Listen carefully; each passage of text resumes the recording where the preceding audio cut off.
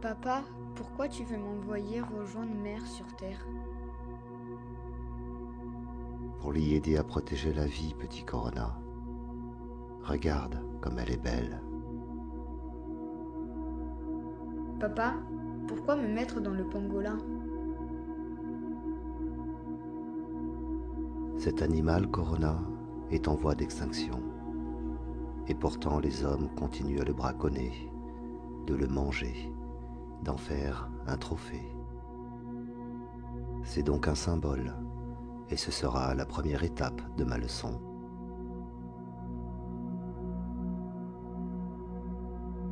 D'accord, papa, mais pourquoi tu veux me faire naître en Chine? La Chine devient la première puissance du monde des humains. Elle est le symbole de la mondialisation, de l'exploitation et la destruction de toute forme de vie, de l'égoïsme et de l'avidité des hommes. Et très vite, tu te répandras partout où l'homme a suivi le même chemin. Et quelle forme vas-tu me donner, papa? La forme d'une simple vie de plus, invisible pour eux. Un virus qui va principalement infecter leur souffle de vie. Mais pourquoi? Tu vois, presque partout ils ont pollué la terre, pour s'en nourrir et dérober ses trésors. Ils ont pollué les océans et les rivières, brûlé les forêts et détruit la vie qui leur a donné naissance. Ils se détruisent eux-mêmes pour vouloir toujours plus, toujours mieux, jusqu'à polluer l'air, le ciel et l'espace qui les entoure. Ils étouffent la terre. Alors, quoi de plus symbolique que de toucher à leur respiration, petit, tu comprends? Oui, mais ça veut dire que je vais être dangereux, papa. Tu ne le seras pas plus que bien d'autres formes de vie existantes, Corona. Et tu le seras bien moins que les humains eux-mêmes, qui se font la guerre depuis des millénaires, au nom d'une nation, d'une couleur de peau, d'un système, d'une pensée ou d'une croyance. Bien moins que ces pesticides, ces médicaments ou déchets qui les ingurgitent, puis jettent n'importe où. Alors que tant d'humains meurent chaque jour de soif, de faim, de maladies qu'ils savent pourtant guérir. La seule vraie différence, c'est que toi, même invisible, ils te verront partout, et en même temps. D'accord, papa, mais tu crois que ça va marcher ton truc là, alors? Je comprends pas comment. Puisque les hommes ont perdu la raison du cœur, tu vas les toucher dans leur corps.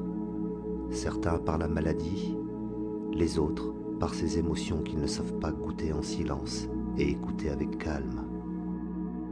Tu vas aussi les toucher dans leur esprit, ce temple inventé du petit moi, où réside tout leur vieux savoir et conditionnement du passé, rempli de cupidité, d'égoïsme et d'avidité.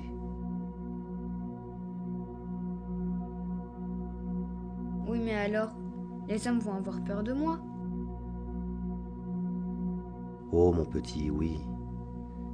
C'est sur cela d'ailleurs que je compte pour qu'ils cessent de se croire civilisés et deviennent enfin des vrais humains. La peur sera là dès le début, partout, d'où qu'ils viennent. Puis, la privation de leur prétendue liberté par un isolement forcé, l'effondrement de leurs fausses valeurs économiques, morales, sociales ou politiques, de leurs croyances. Je veux les immobiliser totalement et massivement, comme une invitation pour chacun vers un voyage dans leur monde intérieur, pour qu'ils découvrent qui ils sont vraiment, qu'ils sont les mêmes psychologiquement aux quatre coins du monde sans la moindre différence. Ils se disent bons et justes la plupart du temps, et pourtant, ils ne cessent de critiquer, de revendiquer, de semer le chaos au nom de l'ordre et la morale. Ils ont tous tant de colère, de peur et de désirs égoïstes. Alors qu'ils se regardent et qu'ils s'acceptent enfin tels qu'ils sont, en toute lucidité, sans masque. Et il se passera quoi sur Terre en attendant? Eh bien, elle va pouvoir enfin respirer. Et dans cet hémisphère nord où tout a commencé, le printemps va pouvoir rayonner comme il ne l'a jamais fait depuis si longtemps. Et lorsque tout sera terminé, pour ceux qui auront suffisamment regardé en eux, trouver la paix, la sérénité, la simple joie d'être plutôt que le plaisir de paraître, lorsque ceux-là lèveront les yeux, ils redécouvriront comme la vie est belle, si précieuse, l'air si pur. Ils verront des eaux cristallines et entendront le chant du vivant. Ils redécouvriront qu'ils ont une famille, des voisins, souriront de tout et de rien, même à l'inconnu. Et lorsqu'ils retoucheront à la terre, beaucoup lui donneront plus qu'ils n'en prendront. Et peut-être qu'ils seront assez nombreux pour inventer un nouveau monde, dénué du pouvoir de l'ego, du monde du désir et de la peur. Tu es dur, papa. Tu aurais pu alerter avant de taper aussi fort. Mais Corona, avant toi, j'ai envoyé plein d'autres petits, de tout type, des maladies comme des arcs-en-ciel, une simple brise ou la douceur d'une fleur, d'un arbre pour les envelopper, même une poignée d'hommes pour les guider. Certains ont compris, mais ils étaient trop peu, et leur monde s'y cloisonnait déjà. Les humains ont un cœur immense. Quand ils veulent faire quelque chose, ils le font. Ils ont créé de formidables technologies, mais s'en sont servis pour dominer plutôt que pour donner. À l'image de ces hommes qui sont allés sur la Lune et y ont planté un stupide drapeau. Tu es sûr que les hommes vont comprendre cette fois alors? Je ne sais pas, Corona. Je n'ai ni espoir, ni attente. Les hommes ont toujours eu leur destinée dans leur cœur plutôt que dans leurs mains. Peut-être seront-ils bien plus nombreux cette fois-ci à s'ouvrir à la vie et devenir leur propre lumière.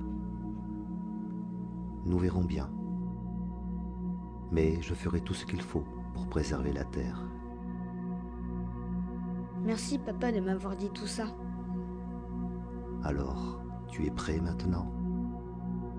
Oui, papa. Alors, j'y vais.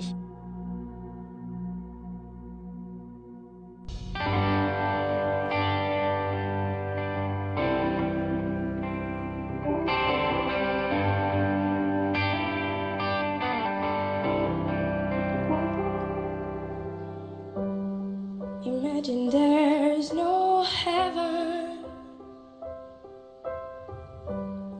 It's easy if you try. No hell below us.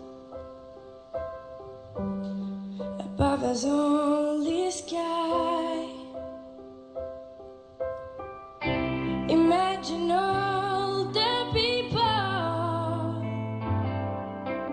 living for today. Oh, imagine that.